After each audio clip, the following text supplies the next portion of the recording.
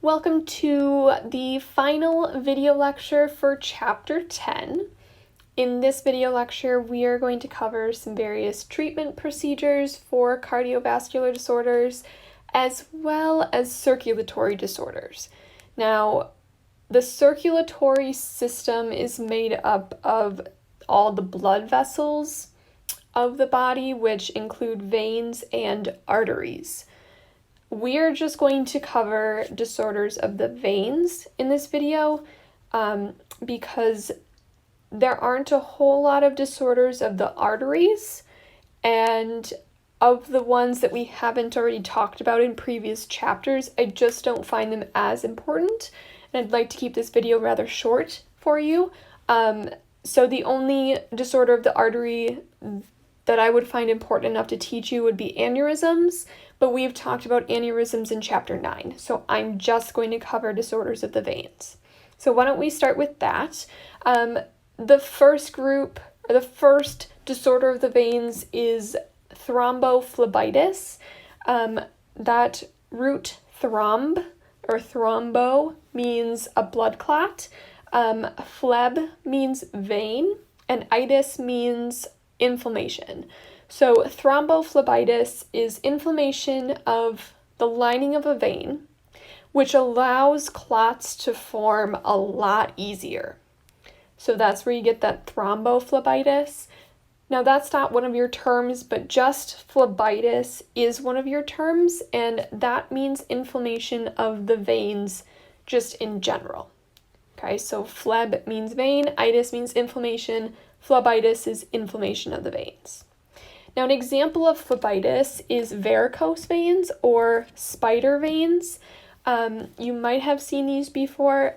Varicose veins happens when the veins near the skin lose their elasticity and they appear swollen. So basically they just start kind of enlarging.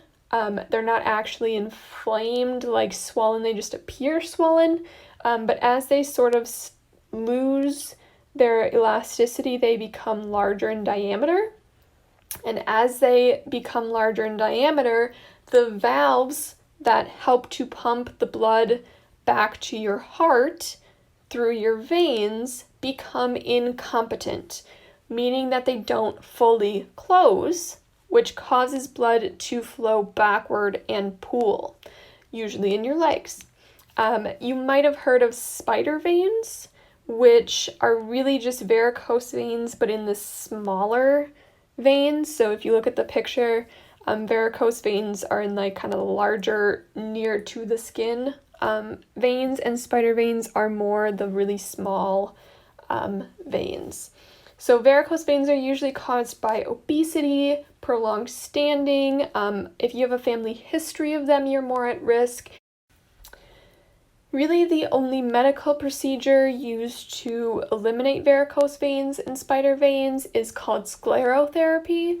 Sclerotherapy involves injecting a solution, usually like a salt solution, directly into the varicose or spider veins, and that solution irritates the vein, causing it to swell, and that swelling is going to cut off the flow of blood until the vessel shrinks enough that the varicose vein goes away.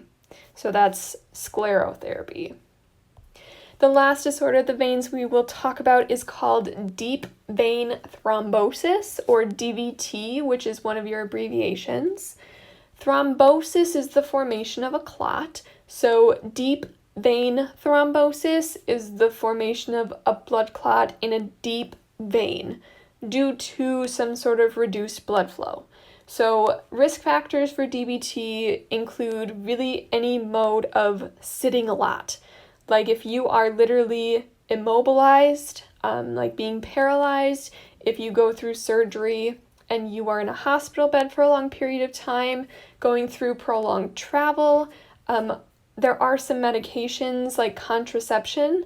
The estrogen from those contraception medications can cause deep vein thrombosis, but what happens is the increased pressure in the capillaries due to the back pressure from the blocked blood flow in the veins, causes an increase in the flow of fluid from the capillaries to the interstitial spaces, and we call that edema.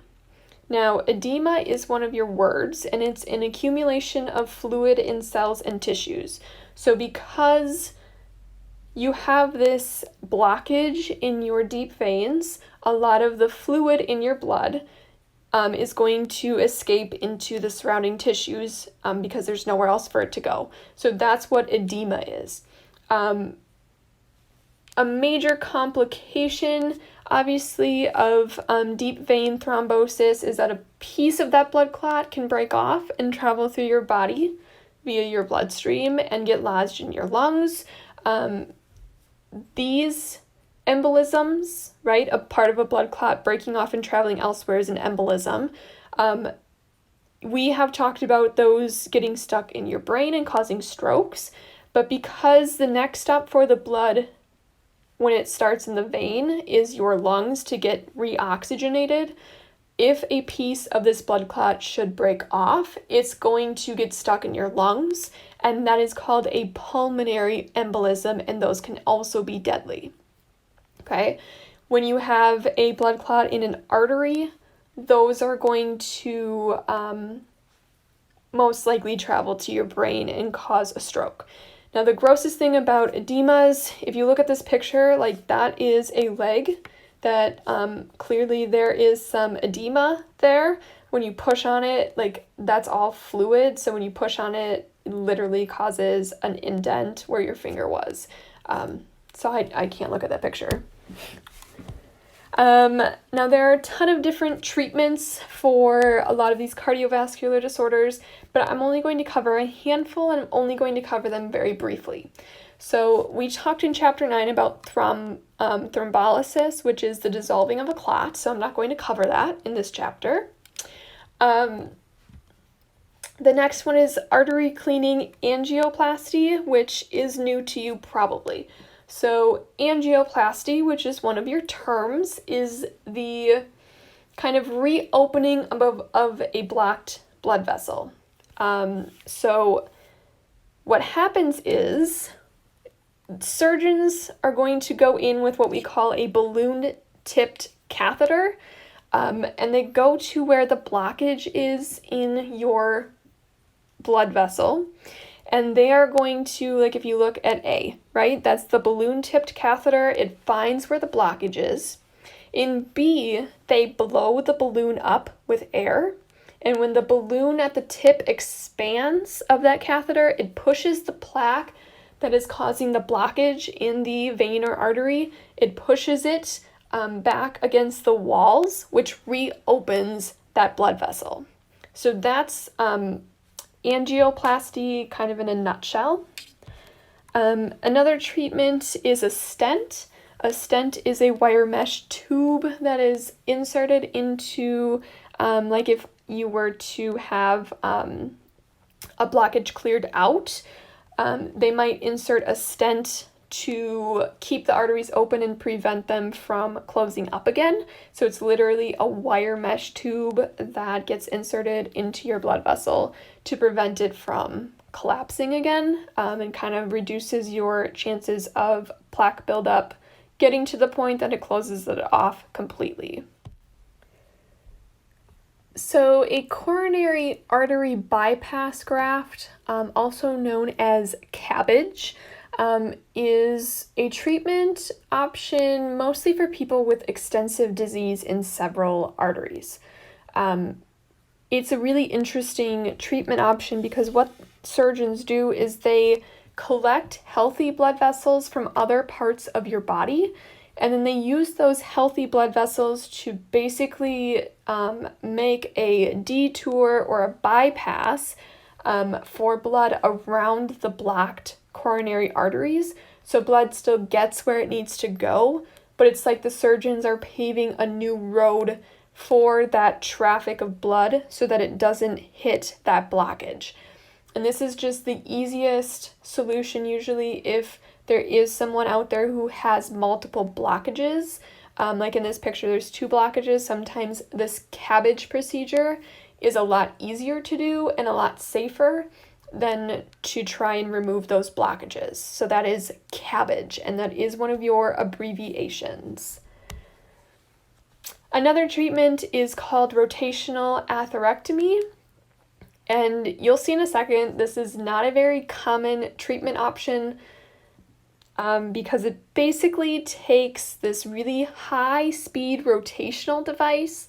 It inserts it into where the plaque buildup is in the blood vessel, and it basically sands away the plaque. Obviously, that's not a popular treatment method because that's very highly dangerous if you were to hit the wall of the blood vessel, but it is an option. And then radiofrequency ablation. Ablation is one of your words. It means to remove a tissue in order to destroy its function.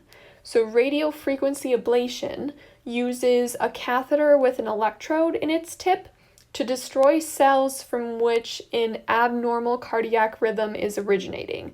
So if there's a cell in the heart, maybe that's emitting the incorrect electrical signal, causing an arrhythmia, doctors might go in with radiofrequency ablation to kill that cell or that group of cells that's causing the arrhythmia to get rid of it.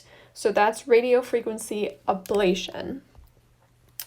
And the last treatment I'm going to talk about is endarterectomy. Okay, endarterectomy is the surgical removal of plaque from an artery. And this is one of your terms. And you might be asking, well, how is that any different than all of the other plaque removal treatments that we've talked about? This one is, I think, a little more challenging because it literally has the doctor going into the blocked blood vessel and physically removing the plaque themselves. So in this image, obviously, they're going to put a clamp to stop the blood flow. They will open up the blood vessel, and they're going to literally pull the blockage out themselves. So that's endarterectomy.